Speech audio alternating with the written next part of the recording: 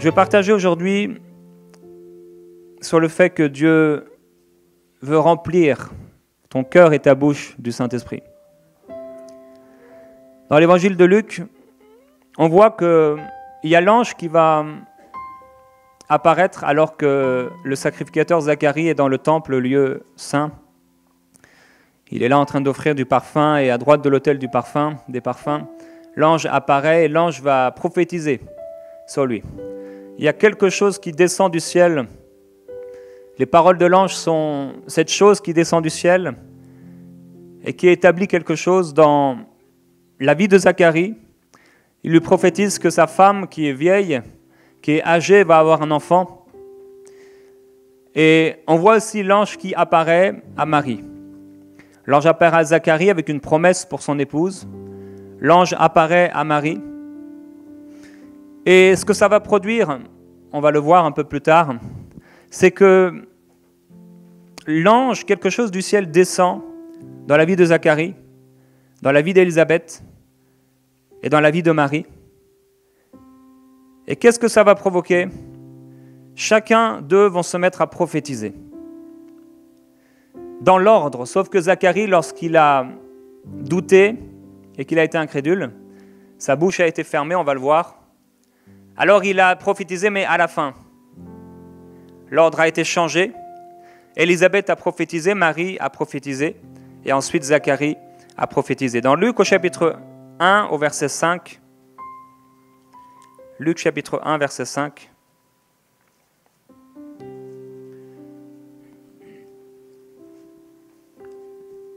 il écrit: du temps d'Hérode, roi de Judée, il y avait un sacrificateur nommé Zacharie.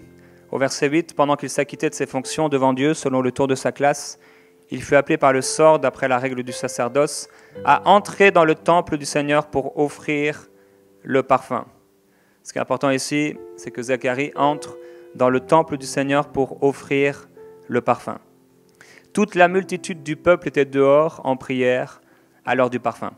Ici, le sacrificateur est entré dans la partie du lieu saint, cette partie où seuls les sacrificateurs avaient le droit d'aller. C'était le saint, le lieu saint, et ensuite il y avait le lieu, le saint des saints. Et la multitude était dehors en train de prier. Zacharie est dans le temple, dans le lieu saint, et il vit une expérience extraordinaire, surnaturelle, avec l'ange qui lui apparaît et qui prophétise sur lui. Maintenant, il y a toute une multitude de gens qui ne sont pas dans le temple, mais qui prient. Une multitude de personnes qui sont en train de prier à l'extérieur du temple. On peut être en train de prier, mais être à l'extérieur du temple.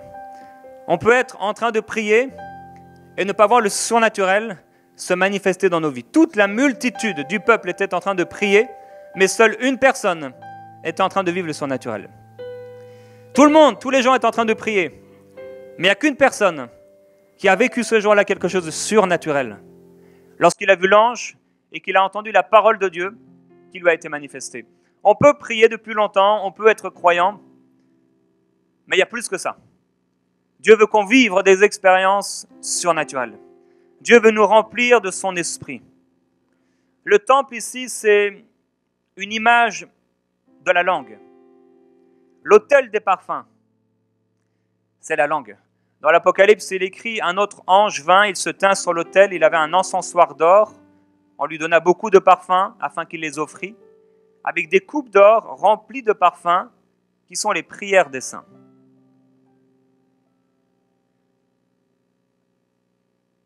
La Bible dit: vous êtes le temple du Saint-Esprit. L'autel des parfums, le lieu saint, c'est notre bouche. Et ce qui va en sortir, c'est un parfum pour la gloire de Dieu. Un peu plus loin, alors que l'ange apparaît à Zacharie et qu'il se tint à droite de l'autel des parfums, il lui prophétise alors qu'il va avoir un fils. Et puis, on prophétise à propos de Jean-Baptiste en disant qu'il ne boira ni vin, ni liqueur enivrante, mais qu'il sera rempli de l'Esprit Saint dès le sein de sa mère et qu'il marchera avec l'esprit d'Élie. Jean-Baptiste était consacré à Dieu dès le sein de sa mère.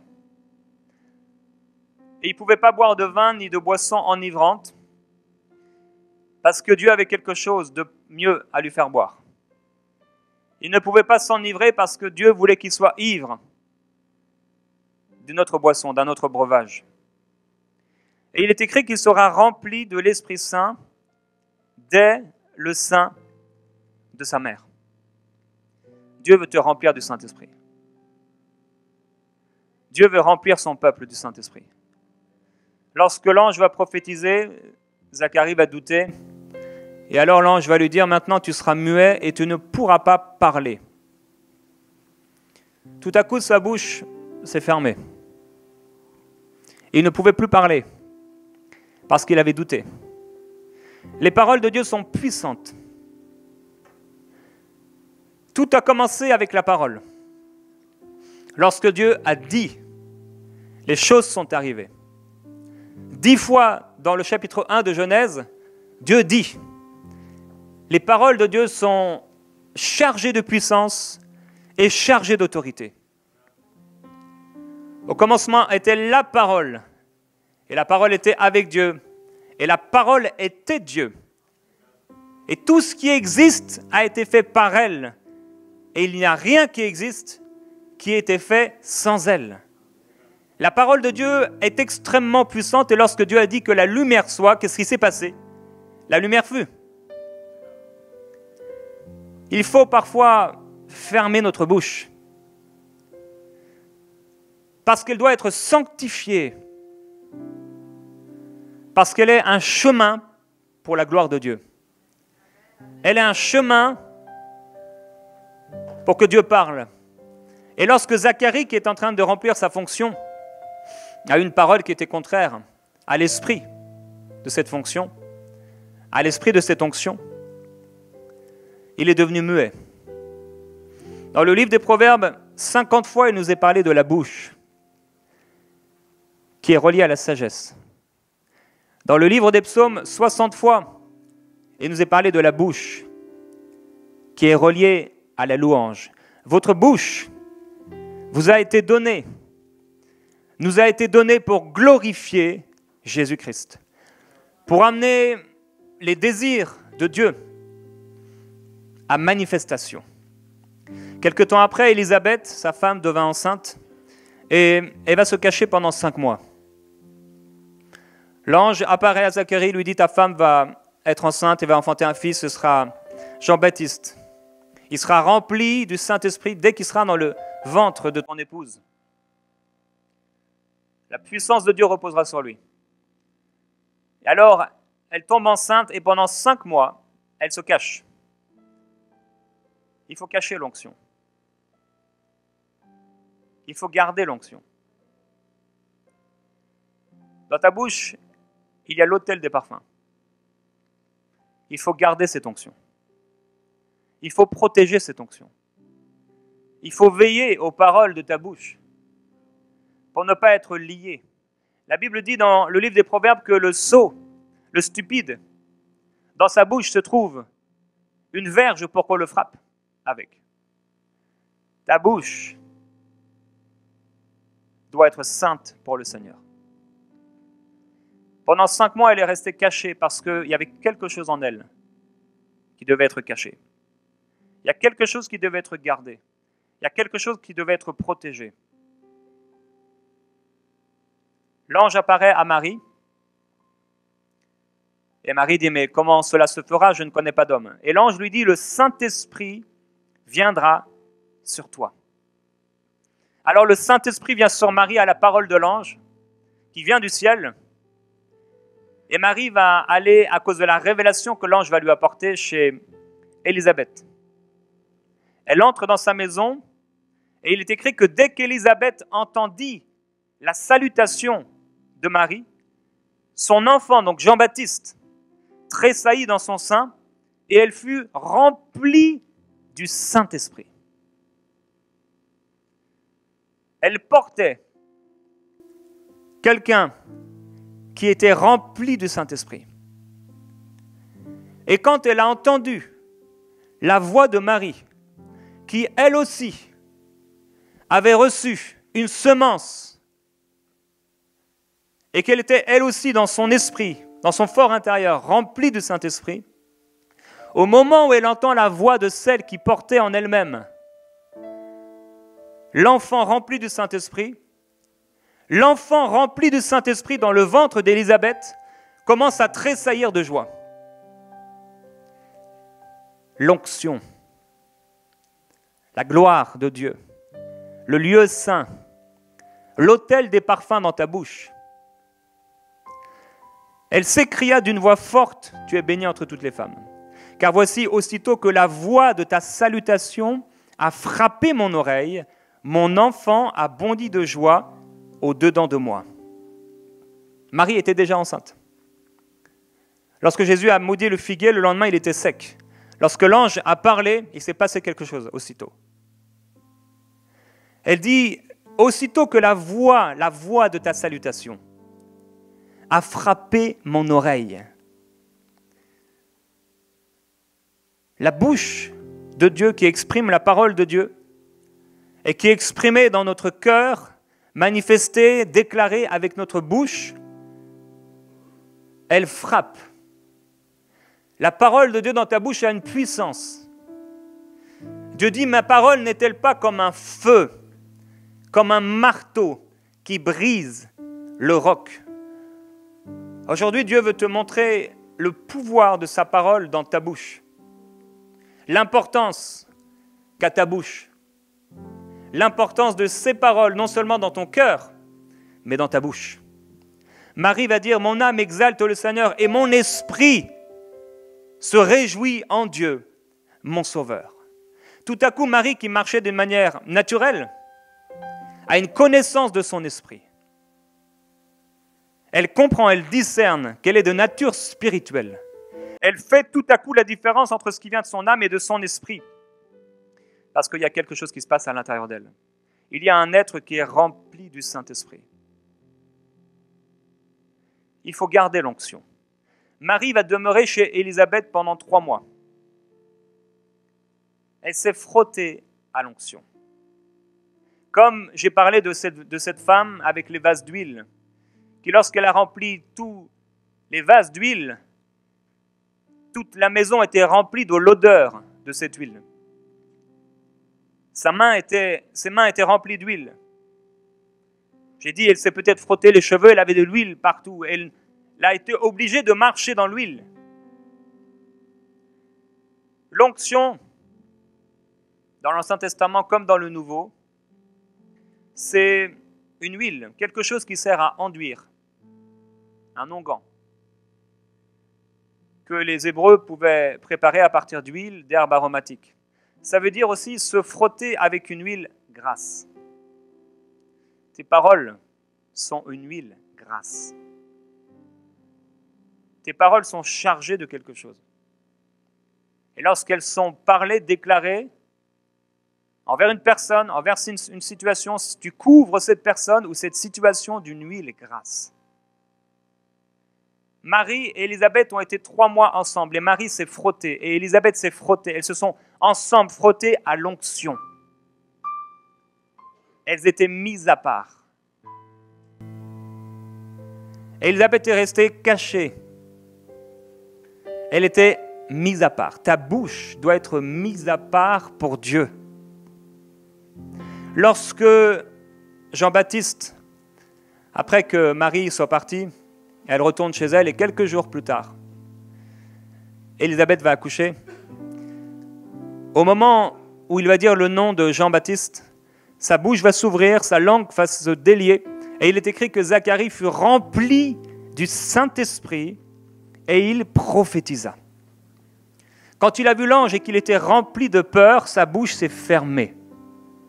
Mais quand il était rempli du Saint-Esprit, sa bouche s'est ouverte. J'ai dit que l'ange a visité Zacharie, puis Élisabeth, puis Marie, mais étonnamment, c'est Élisabeth la première qui commence à prophétiser dans le texte. Puis ensuite, c'est Marie qui commence à prophétiser, parce qu'elles sont toutes les deux remplies du Saint-Esprit. Jean-Baptiste, à l'intérieur d'Élisabeth, est rempli du Saint-Esprit, et elle-même est remplie du Saint-Esprit, et elle commence à prophétiser. Il y a quelque chose dans son esprit qu'elle peut ressentir à la voix de Marie et qui la fait prophétiser. Il y a quelque chose qui coule. Elles se mettent à prophétiser au moment ou la voix de Marie, qui n'est que la manifestation de l'Esprit qui habite en Jésus-Christ, percute ses oreilles. À l'intérieur, elle est comme stimulée. À l'intérieur, il y a un mouvement qui crée, qui amène des paroles à se manifester et elle déclare aisément avec liberté la parole de Dieu. Marie, elle aussi, qui a été visitée en 3e, va se mettre à prophétiser. Mais Zacharie ne peut pas prophétiser parce qu'il a la bouche fermée. Mais quand sa bouche s'ouvre, ce qu'il avait contenu, ce qui était bloqué à l'intérieur de lui, il peut le manifester, il commence à prophétiser. Aujourd'hui, si tu n'es pas baptisé du Saint-Esprit, tu vas être baptisé du Saint-Esprit, être rempli du Saint-Esprit. Le Saint-Esprit va venir remplir ton esprit à un point tel que ta bouche ne sera plus fermée, plus jamais fermée. Sa langue s'est déliée, il y a quelque chose qui doit sortir de ta bouche. La Bible dit de Jean-Baptiste, l'enfant croissait et il se fortifiait en esprit et il demeurait dans les déserts jusqu'au jour où il se présenta devant Israël. Il gardait l'onction. On n'en fait pas n'importe quoi. Il était dans les lieux déserts parce qu'il gardait l'onction. Il protégeait l'onction. Il y avait quelque chose de si saint, de si sacré, de si pur qu'il devait rester à l'écart. Ta bouche doit être fermée quand c'est pour dire le mal, mais elle doit s'ouvrir quand c'est pour prophétiser. Tu dois protéger l'onction. Il ne faut pas qu'il sorte de notre bouche le mal et le bien. Il faut protéger l'onction. Il demeurait dans les déserts. Il se fortifiait en esprit. Le jeûne fait conserver l'onction. Il jeûnait dans le désert. Et le jeûne a cette capacité de faire conserver l'onction. De ramener l'onction par la prière et de te faire conserver l'onction. Jésus dit, en ce temps-là, quand l'époux sera parti, ils jeûneront. C'est le temps dans lequel nous sommes. Beaucoup de gens perdent l'onction parce qu'ils déshonorent Dieu. Jeûner, se consacrer à Dieu, nous fait garder l'onction. Mais déshonorer Dieu, attrister le Saint-Esprit, nous fait perdre l'onction. Tu peux jeûner et conserver l'onction. Tu dois jeûner pour conserver l'onction. Tu dois passer du temps dans le jeûne pour garder cette onction. Te mettre à part et mettre à part ta bouche pour garder cette onction. Paul dit, ne savez-vous pas que vous êtes le temple de Dieu et que l'Esprit de Dieu habite en vous. Quand il parle de temple ici, il désigne exactement l'endroit où se trouvait Zacharie lorsqu'il a eu la vision de l'ange. Tu es le lieu saint. Ta bouche est le lieu saint, ton esprit le lieu très saint. Tu es le lieu saint de Dieu.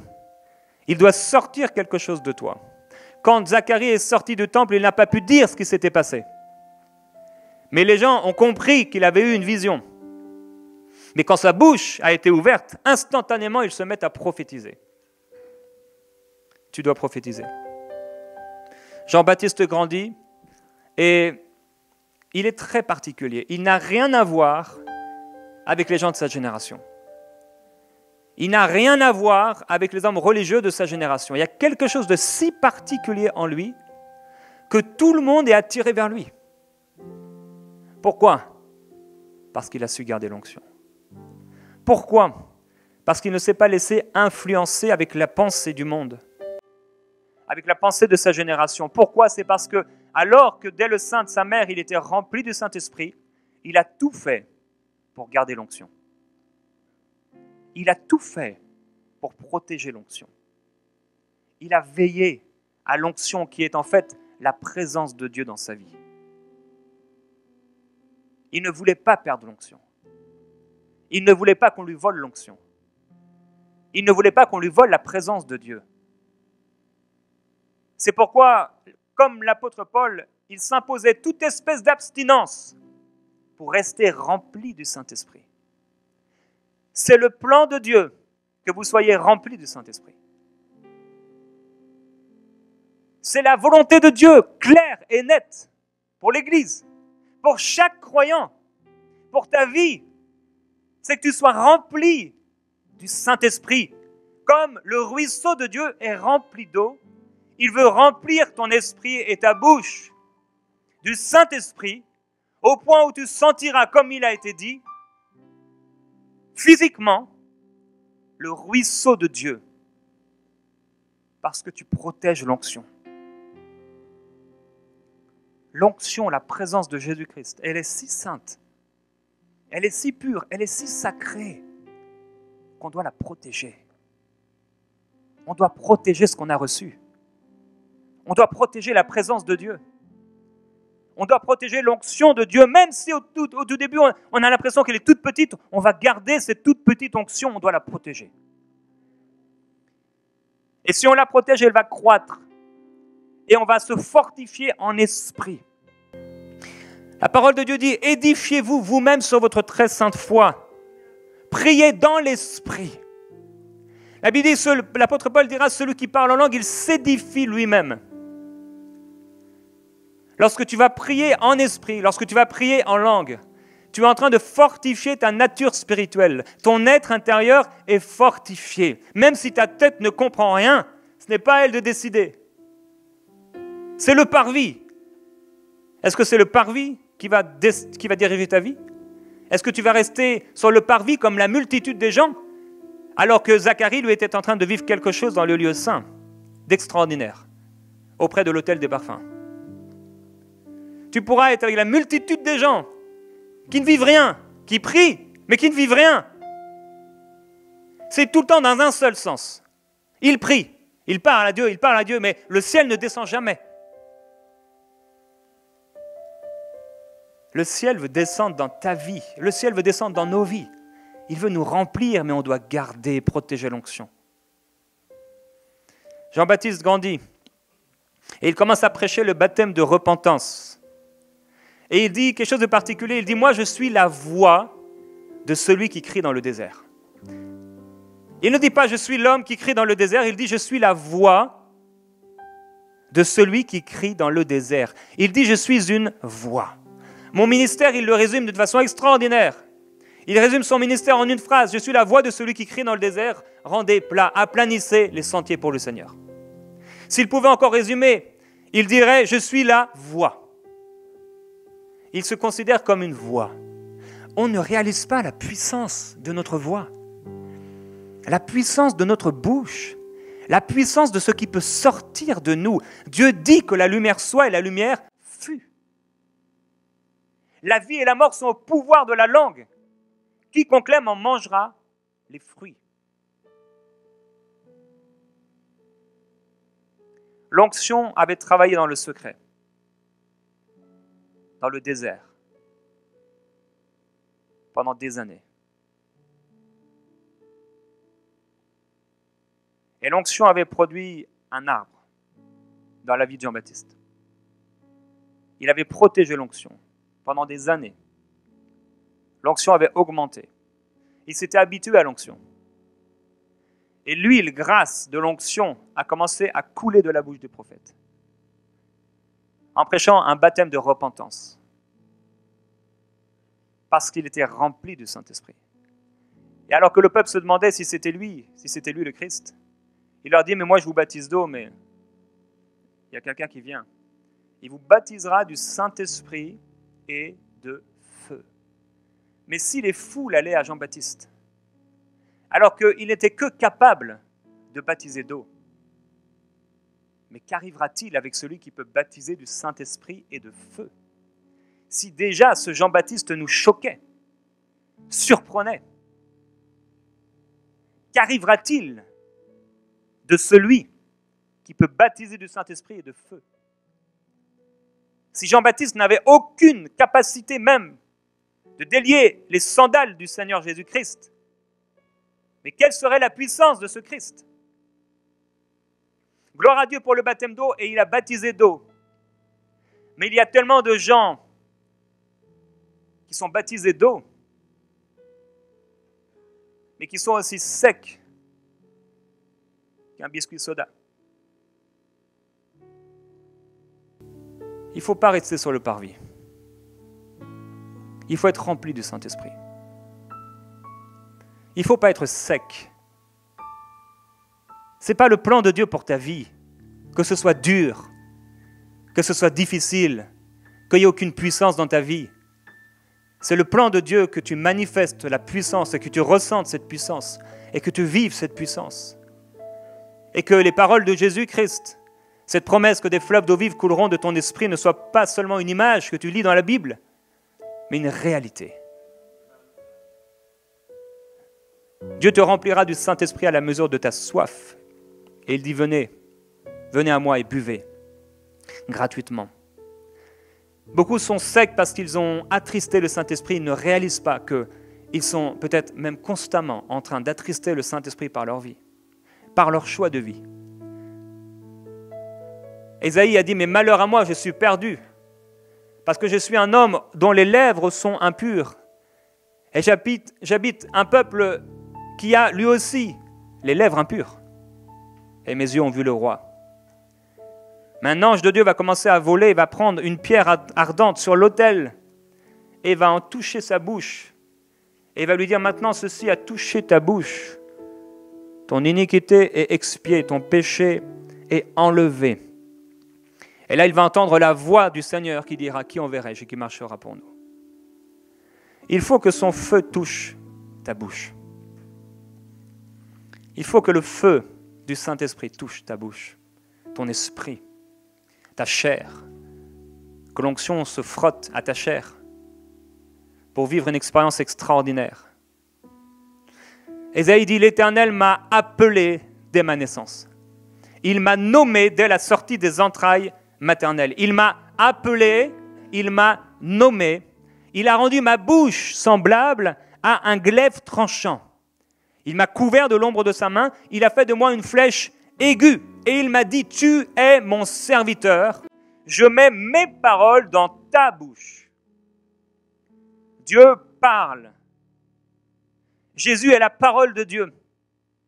Et il vient dans ta bouche et dans ton cœur pour que tu la proclames, pour que tu la déclares. Sur la croix, on a voulu donner à Jésus à boire du vinaigre dans une éponge. Quand il a pris de ce vinaigre, il n'a pas voulu le prendre. Et il a poussé un grand cri et déclaré « Tout est accompli ». Bien qu'on n'ait trouvé aucune fraude dans sa bouche, la malédiction est tombée sur lui. Et même jusqu'à sa bouche a été maudite. Il est devenu malédiction pour nous. Et sa bouche, touchant à ce vinaigre, a été maudite pour que ta bouche, à toi, soit profondément bénie. Sa bouche a été maudite pour que ta bouche soit bénie. Il est devenu malédiction même dans sa bouche pour que ta bouche devienne bénédiction. Il a été profondément maudit pour qu'on vive dans notre bouche la bénédiction. Ainsi en est-il de ma parole qui sort de ma bouche. Elle ne retourne pas à moi sans avoir accompli son effet, ce pourquoi je l'ai envoyée. La bouche de Dieu est remplie d'autorité. Il fait taire le vindicatif. Au son de sa voix, les montagnes tremblent. Elles sont déracinées. La parole de Dieu est chargée de puissance et d'autorité. Lorsqu'il parle, la chose arrive. Il ordonne et elle vient. Tout a existé par sa parole. Il n'y a rien qui a existé sans sa parole, sans que sa bouche soit ouverte. La bouche de Dieu est chargée de puissance, est chargée d'autorité, est chargée de gloire. Et il veut remplir ta bouche d'autorité, de puissance et de gloire. Lorsque un morceau du ciel descend dans le lieu saint auprès de Zacharie, tout à coup, il y a quelque chose qui veut sortir de lui, mais la peur l'empêche de prophétiser. Et cette peur rend sa bouche fermée. Mais lorsqu'Élisabeth et lorsque Marie reçoivent avec honneur ce morceau qui descend du ciel, elles sont remplies du Saint-Esprit elles-mêmes, elles commencent à prophétiser. On parle trop en fonction de ce qu'on pense, au lieu de parler la parole de Dieu. Dieu veut remplir ta bouche de paroles d'autorité, chargées de puissance et de gloire.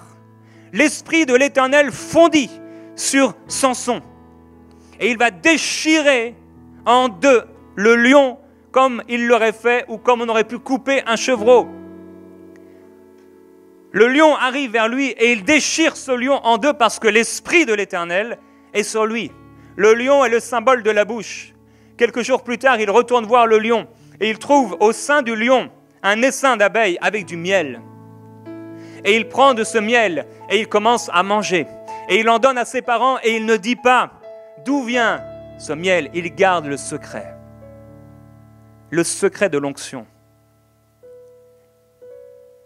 Dans le lion se trouvait le miel. Dans ta bouche se trouve le miel que tu peux donner aux autres. La gloire divine, la gloire du ciel. Samson n'a pas dévoilé où se cachait le miel. L'accusateur des frères ouvre la bouche pour dévorer, comme la gueule du dragon qui, dans l'Apocalypse, va essayer de noyer la femme qui vient d'enfanter un enfant mâle. Mais par l'Esprit de l'Éternel, David dit, moi je me précipite sur une troupe armée. Je franchis une muraille avec l'aide de mon Dieu. La bouche qui était autrefois le monde de l'injustice devient, lorsqu'elle est touchée par Dieu, l'écho de la gloire, la trompette prophétique divine. Jacques dit, la langue, elle est un feu. Elle est un feu, un monde d'injustice. Il dit parce que la langue est telle dans nos membres qu'elle souille tout le corps, elle enflamme le monde entier, et elle est elle-même embrasée du feu de la gêne, mais j'ai été sauvé. Il dit, un homme ne peut dompter la langue, c'est un mal qui ne peut se réprimer, elle est pleine d'un venin mortel. Dieu veut enlever le venin qui se trouve dans ta bouche pour le remplacer par du miel.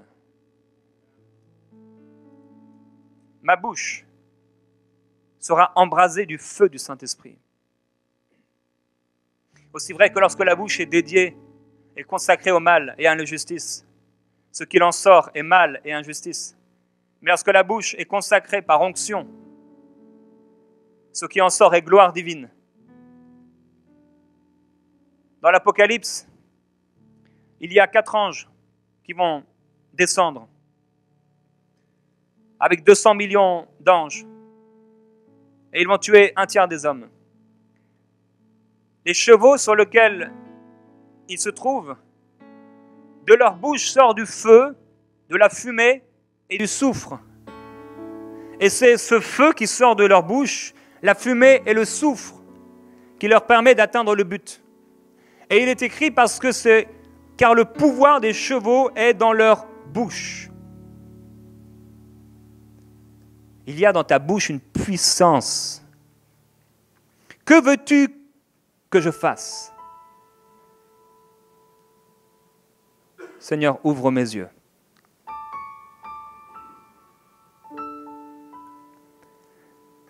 Un ange cria d'une voix forte comme rugit un lion, et à son cri, les 7 tonnerres firent entendre leur voix.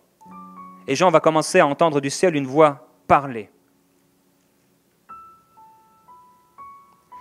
Alors que les 2 témoins vont commencer à prophétiser dans l'Apocalypse, il est écrit, si quelqu'un veut leur nuire, du feu sort de leur bouche et dévore leurs ennemis. Et ils ont le pouvoir de fermer le ciel afin qu'il ne pleuve pas pendant les jours de leur prophétie. Leur bouche est chargée d'autorité. Et ce dragon, de sa gueule, le serpent lança de l'eau comme un fleuve derrière la femme, afin de la faire entraîner par le fleuve. Mais la terre secourut la femme, et la terre ouvrit quoi? La terre ouvrit sa bouche, et engloutit le fleuve que le dragon avait lancé de sa gueule. Et de ce dragon, il est écrit qu'il lui fut donné une gueule qui proférait des paroles arrogantes et des blasphèmes. Elle ouvrit sa gueule en blasphème contre Dieu pour blasphémer contre son nom, son tabernacle et ceux qui l'habitent dans le ciel. Et parlant de la bête, il est écrit, il lui fut donné d'animer l'image de la bête, afin que l'image de la bête parle. Un peu plus loin, l'apôtre entend une voix, il dit, j'entendis du ciel une voix comme la voix de grandes eaux, comme le bruit d'un fort coup de tonnerre. Et le son que j'entendis était comme celui de joueurs de harpe jouent de la harpe. Ils chantent un cantique nouveau Et dans leur bouche, il ne s'est pas trouvé de mensonge. Partout dans l'Apocalypse, nous voyons que c'est une histoire de paroles, de prophéties qui sortent de la bouche des anges, de Dieu lui-même ou des ennemis de Dieu. Il dit au septième versement de la coupe, une voix forte qui venait du trône et disait, en effet, il y eut des éclairs, des voix, des tonnerres et un grand tremblement de terre. Et il va voir cette femme ivre du sang des saints et du sang des témoins de Jésus. Ta bouche, c'est le lieu saint, un autel de parfum pour que tu puisses parler comme Dieu parle, déclarer comme Dieu déclare. Marie va accoucher, Jésus grandit, il croit lui aussi. Et au jour de son baptême, le Saint-Esprit descend sur lui sous une forme corporelle. Ce n'est plus comme Zacharie qui a vu un ange, un morceau du ciel. Ce n'est pas un envoyé du ciel qui descend dans la vie de Jésus, c'est le ciel lui-même qui descend dans la vie de Jésus.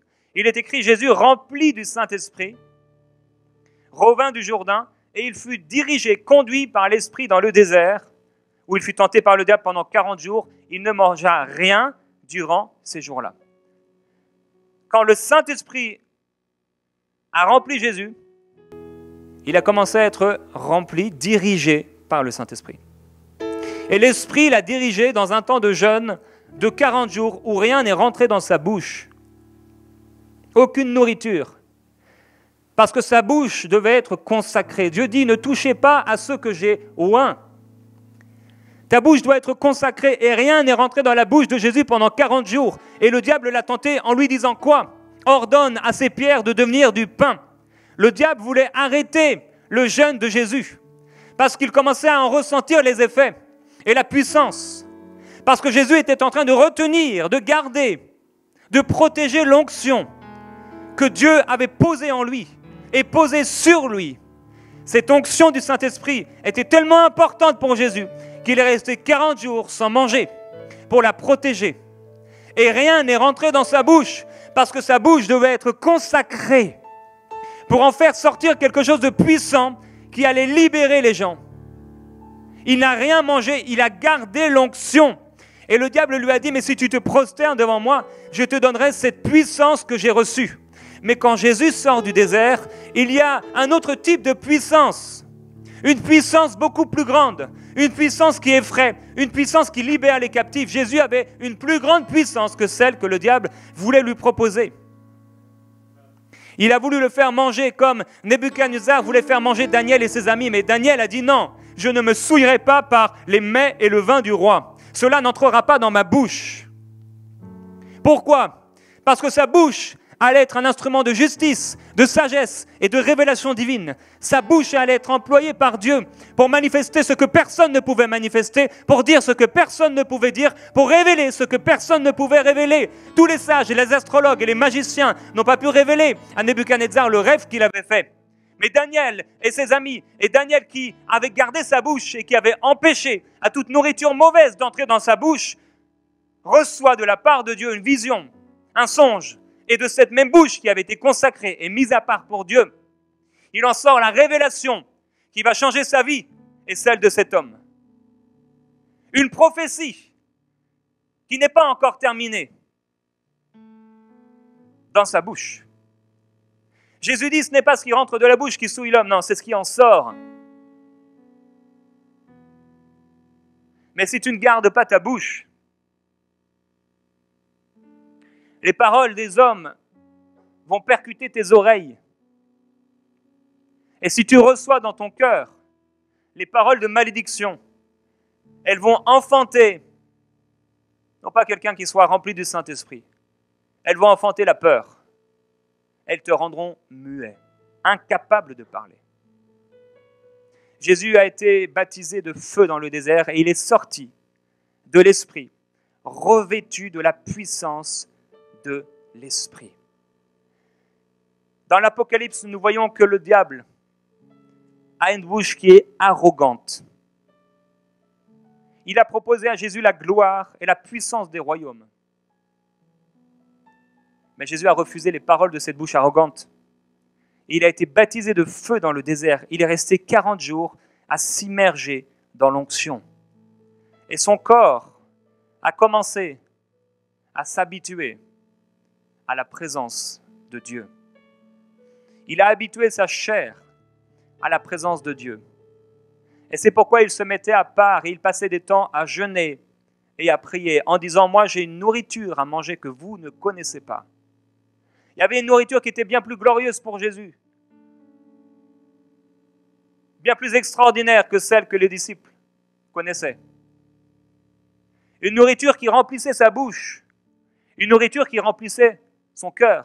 Dieu dit « L'homme ne vivra pas de pain seulement, mais de toute parole qui sort de ma bouche. » La parole de Dieu est une véritable nourriture. La parole de Dieu est une nourriture. Tu peux la manger, en remplir non seulement tes entrailles, mais ta bouche.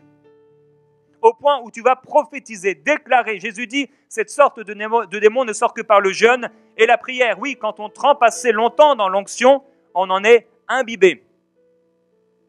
Ensuite, Jésus est allé de lieu en lieu. Il faisait le bien. Il guérissait tous ceux qui étaient sous l'emprise du malin. Pourquoi ? Parce que Dieu l'avait oint du Saint-Esprit et de feu. C'est pourquoi il a pu souffler sur les disciples en leur disant maintenant, recevez le Saint-Esprit. Mais les disciples, même ayant reçu l'Esprit, étaient semblables à la multitude qui était à côté du temple et qui priait. Ce n'était pas suffisant. Et c'était tellement pas suffisant d'avoir reçu l'Esprit que Jésus leur dit, attendez et priez, afin que vous soyez remplis du Saint-Esprit et que vous receviez une puissance, le Saint-Esprit survenant sur vous. Et alors vous serez mes témoins. Ce n'était tellement pas suffisant que Jésus leur a dit de prier encore et d'attendre. C'était tellement insuffisant que Jésus les a bloqués pendant un temps dans le désert, la chambre haute, le lieu secret, jusqu'à ce qu'ils soient revêtus du Saint-Esprit et que Pierre puisse ouvrir la bouche et les paroles qui sortaient de sa bouche n'étaient plus les mêmes qu'une heure avant, qu'un jour avant, que 40 jours avant. Elles étaient chargées d'autorité, elles étaient chargées de puissance. C'était peut-être les mêmes paroles, la même connaissance qu'il avait, mais cette fois-ci, ces paroles étaient remplies du Saint-Esprit. Elles étaient chargées d'autorité, elles avaient la capacité d'amener la vie. Jésus dit, mes paroles sont esprit et vie. Et le Saint-Esprit viendra sur vous et vous serez mes témoins. Que fait un témoin ? Il témoigne. Si le Saint-Esprit vient sur nous, c'est pour qu'on puisse témoigner. Le témoignage, l'Esprit de Jésus-Christ est le témoignage. L'Esprit de la prophétie. Le témoignage. Qu'est-ce que tu témoignes ? Qu'est-ce que ta bouche témoigne ? Qu'est-ce que ta bouche déclare constamment ? Qu'est-ce que dit ta bouche ? Qu'est-ce que tu dis ? Quelle est la plateforme que tu construis dans ta maison, dans ta vie ? Chez ton épouse, chez tes enfants, qu'est-ce qui sort de ta bouche ? Ta bouche doit être sanctifiée, consacrée pour Dieu, parce qu'elle est le temple de Dieu. Ta bouche, c'est cet autel de parfum qui doit monter vers le Seigneur, au point où tes prières, tes paroles de foi sont amassées dans des vases au ciel, qui sont les prières des saints. Des vases de parfum. Nous ne réalisons pas encore combien nos bouches, nos paroles sont importantes pour Dieu, au point où les paroles qui sortent de nos bouches sont conservées au ciel, dans des vases. Et lorsque les vases seront pleins, comme Dieu l'a voulu, ces prières seront déversées, amèneront la justice de Dieu sur la terre, et il établira pour toujours sa gloire. Et nous habiterons avec lui. Il habitera en nous, et il sera tout en tous. Il nous remplira éternellement.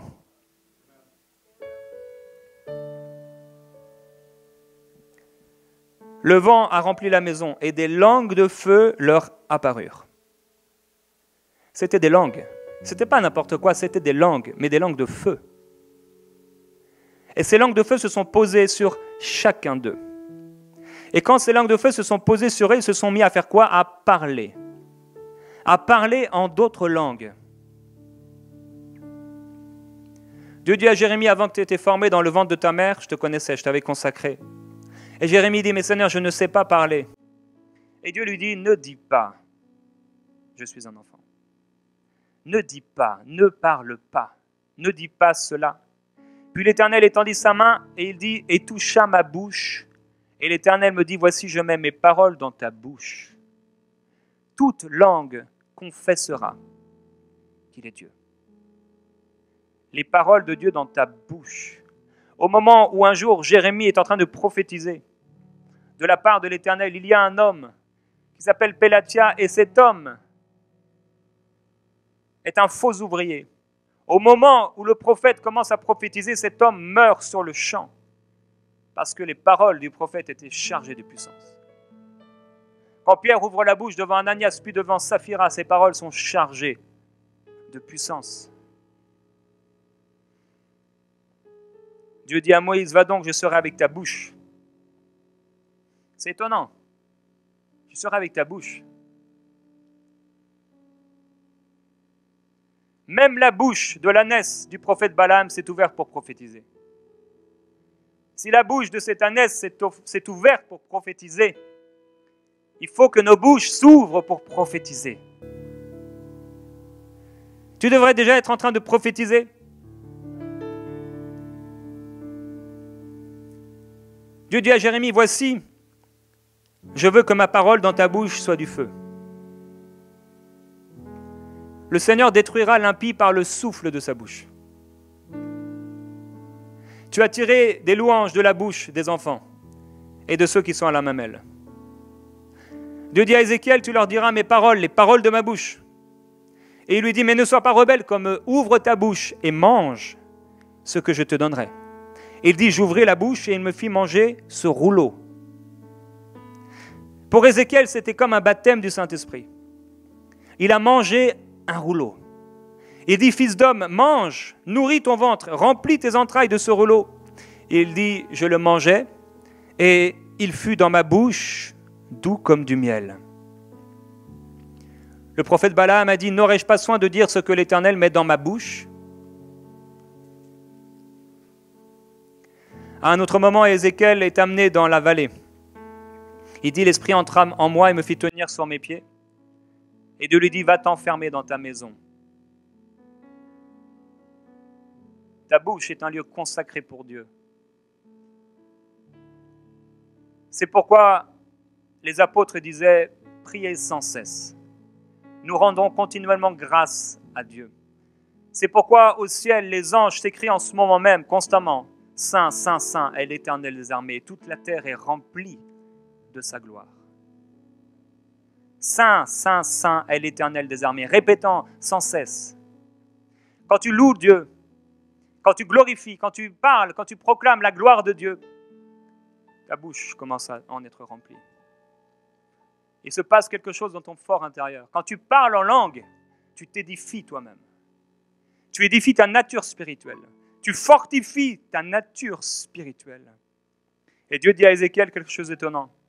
Il lui dit, j'attacherai ta langue à ton palais pour que tu sois muet, que tu ne puisses pas les reprendre, car c'est une famille de rebelles. Mais quand je te parlerai, j'ouvrirai ta bouche pour que tu leur dises, pour que tu leur parles. À partir de ce moment-là, Ézéchiel va vivre des choses étonnantes. Parfois, Dieu le rendra muet, il lui sera impossible de parler. Des fois toute la nuit, des fois plusieurs jours. Et parfois, il y a des gens à qui il doit prophétiser. Et quand ces gens s'approchaient d'Ézéchiel, tout à coup, sa bouche s'ouvrait et il pouvait prophétiser.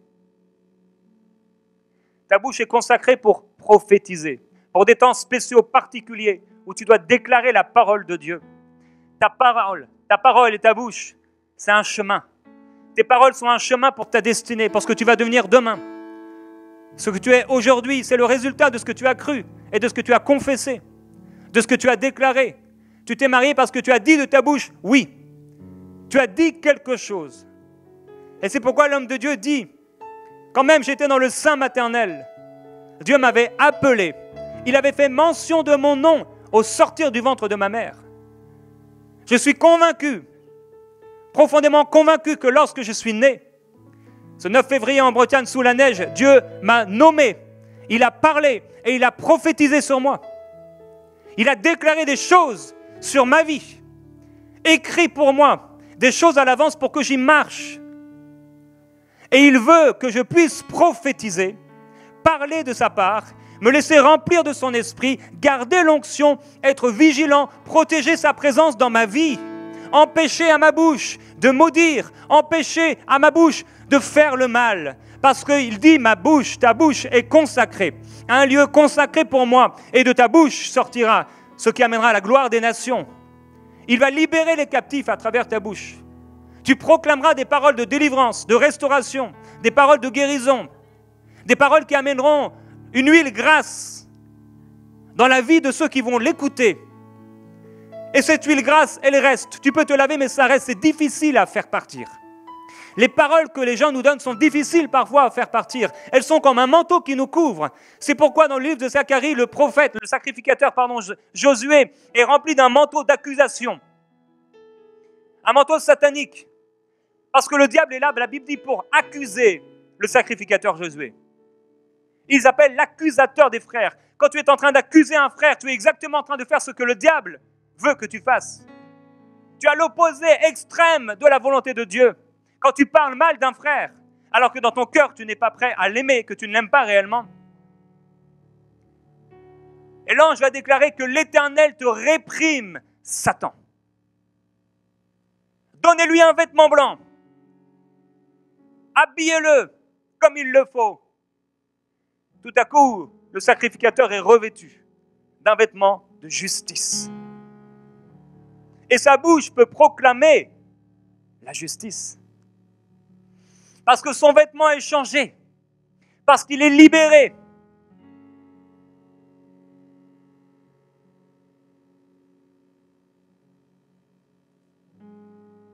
Dieu dit à Ézéchiel d'écouter toutes les paroles qui sortent de sa bouche. Et comme Pierre, il va dire que rien n'a pu, on n'est jamais entré dans sa bouche, mais Dieu lui dit, lève-toi, tue et mange. Dieu donne à Ézéchiel un rouleau qu'il doit manger. Comme le miel que mangeait Samson. Pierre est sur le toit pendant qu'on lui fait à manger. Mais là, il a une vision et Dieu lui dit, Pierre, lève-toi, tue et mange. Il doit manger. Jean se retrouve dans l'Apocalypse.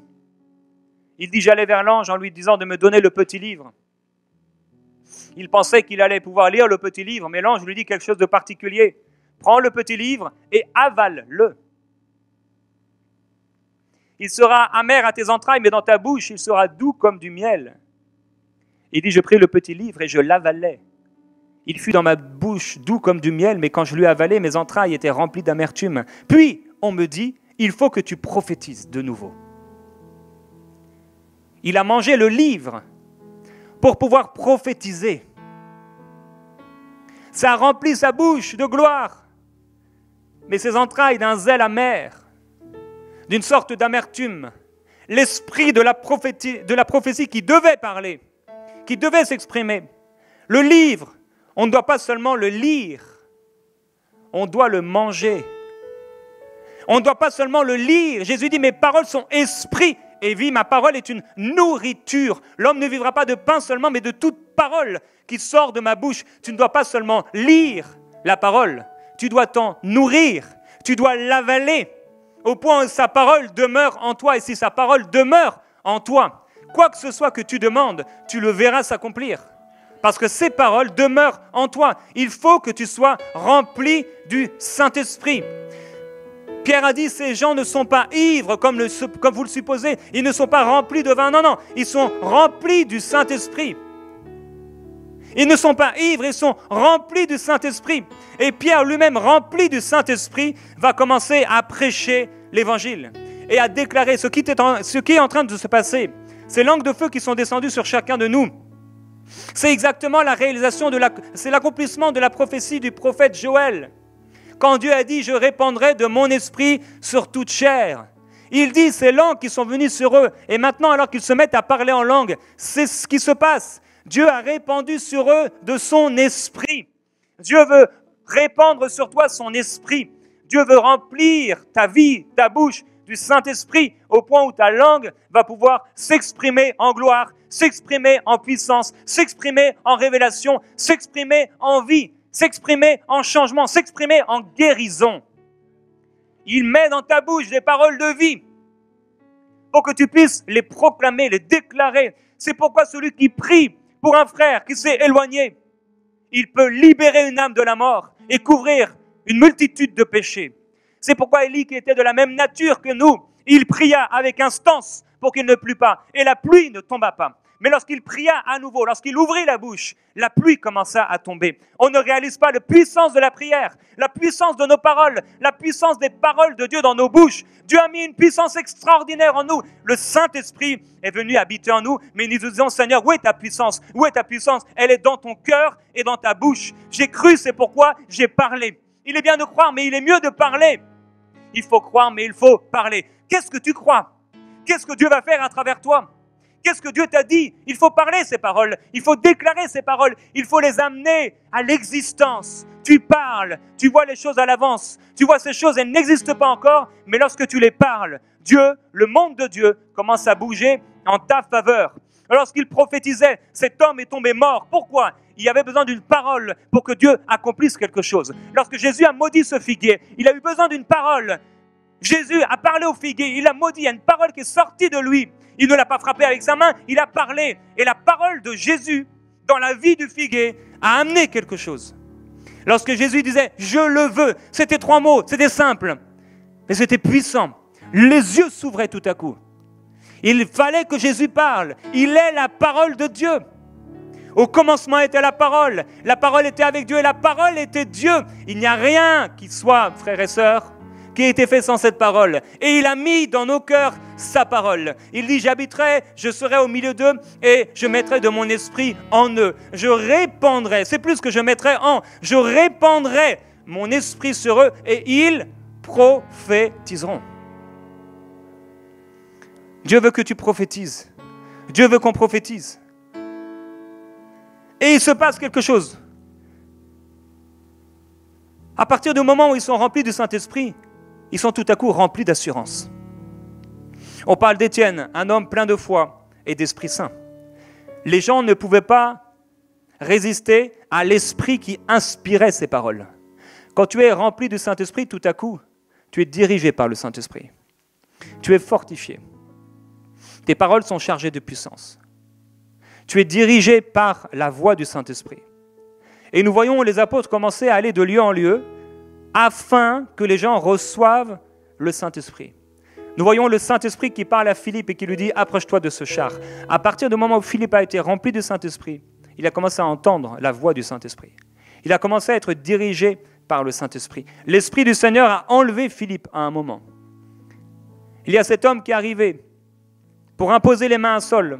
Et il dit quoi? Le Seigneur Jésus m'a amené vers toi pour que tu recouvres la vue et que tu sois rempli du Saint-Esprit. Jésus était venu auprès de cet homme pour qu'il soit rempli du Saint-Esprit. Il lui a dit, je veux que tu ailles prier pour cet homme afin qu'il recouvre la vue, mais qu'il soit rempli du Saint-Esprit. Ça sert à quoi de voir si tu n'es pas rempli du Saint-Esprit?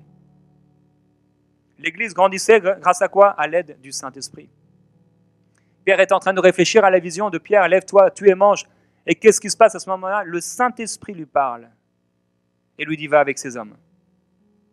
Le prophète Agabus va se lever et il annonça comment, par l'Esprit, qu'il y aura une famine. Pendant qu'il y aura un culte, le Saint-Esprit dit, mettez-moi à part Barnabas et Saul.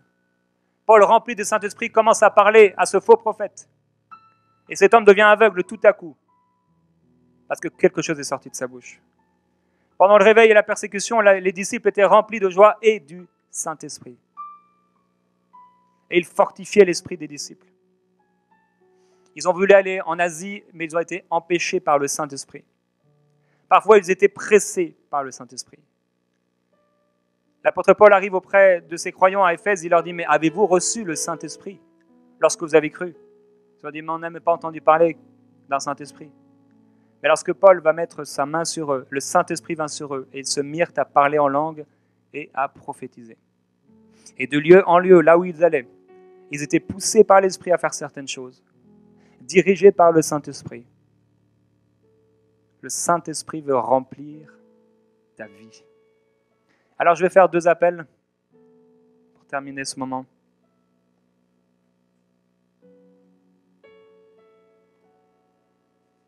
Si tu veux être rempli du Saint-Esprit, Dieu veut te remplir du Saint-Esprit.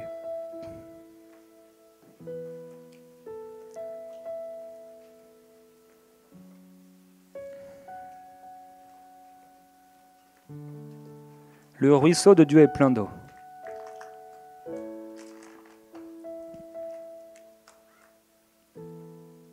Pose-toi la question, où est ta soif? Où en est rendu dans ta vie ta soif?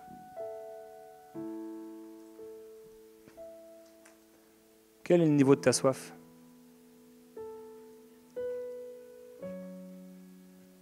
Est-ce qu'en ce moment, tu as soif?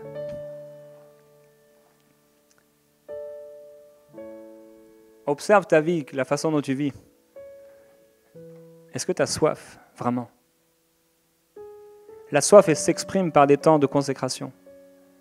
Elle s'exprime par des temps de désert, où on est dans le désert, dans la chambre haute, où on ferme notre porte naturelle. Quand tu as soif, quand tu as faim de Dieu, tu passes du temps avec lui. Quand tu as faim du monde, tu passes du temps dans le monde. Quand tu as envie de voir quelqu'un, tu es peut-être prêt à prendre l'avion, à te déplacer pendant des heures pour voir cette personne. Où en est ta soif de Dieu? Où en est ta soif du Saint-Esprit? Où en est rendue ta soif? Est-ce que tu as soif? Il faut qu'on ait soif, davantage, qu'on ait faim, qu'on ne soit pas comme les disciples qui vont acheter à manger, mais qu'on soit plutôt comme Jésus, à manger une autre nourriture. Dieu veut nous donner à manger, une nourriture nouvelle. Il veut nous donner à boire, nous désaltérer. Il ne veut pas qu'on soit comme cette femme qui allait puiser constamment. Il veut mettre en nous un fleuve d'eau vive qui jaillit et qui ne nous quitte plus. Dieu veut te remplir de soif, de faim, pour te donner à boire et à manger.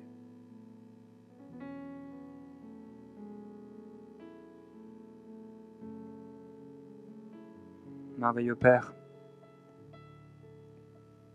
merci pour ton esprit et pour ta parole qui est vie. Merci parce que ceux qui ont soif d'être remplis du Saint-Esprit vont l'être ce matin, aujourd'hui. Je te glorifie, Jésus-Christ. Tu es merveilleux, Seigneur.